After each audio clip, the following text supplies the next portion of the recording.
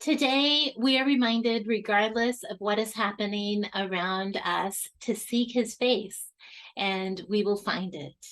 Psalm 11. I trust in the Lord for protection.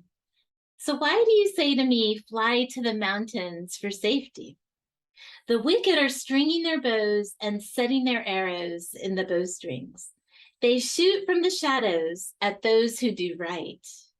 The foundations of law and order have collapsed. What can the righteous do?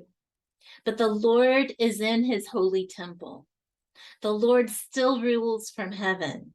He watches everything closely, examining everyone on earth. The Lord examines both the righteous and the wicked. He hates everyone who loves violence. He rains down blazing coals on the wicked, punishing them with burning sulfur and scorching winds. For the Lord is righteous and he loves justice. Those who do what is right will see his face.